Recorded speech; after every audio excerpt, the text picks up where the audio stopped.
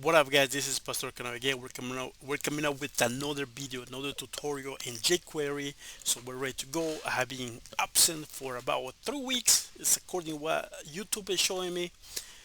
According to that. So anyway, I feel bad for that because I'm supposed to be making a video every single day, but it didn't happen. Well, we're back. So we're ready to go. So I already have my jQuery block of code ready to go. It's commented out for now. Also, I have my HTML file ready to go. I have my ID right here, my IDEs, I should say, that will be representing the HTML elements. So let's go ahead and do it. Alrighty. So let's see. Right here, we're going to uncomment this first block of code right here. And then, all right, let's talk about, and all of this is in my jQuery function. So we have a var name by the name, we have a variable name by the name new p equals to dollar sign parenthesis, and then we have a p tag right here for paragraph. So we are assigning uh, p paragraph or paragraph to our variable name, which is the new p. So we're going to be taking that paragraph and we're going to use the append function to append this a string right here.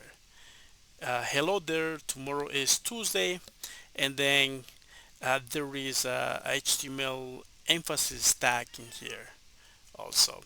Well, since we have all that ready, in order just to show that in our browser, what we have to do is we have to use our IDE example. Let's uncomment this out right here, and then we're going to be using HTML function, which we're going to be passing that new p variable name. And let's go back and check our HTML, and our div has an ID of example, and there is nothing there, which is this blue square. That's where our example ID it's is pointed out. So let's save it. Oh no, I got my kitty is crying for something. Let's go back right here, let's save it, and let's refresh our browser, and then there you go, you have hello there, tomorrow is Tuesday, which that worked fine.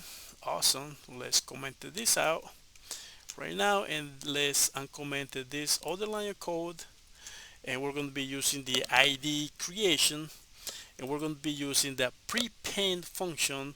We're going to pass in that string which it says watch this. What's going to happen? Let's see where our creation ID is located. um all right here.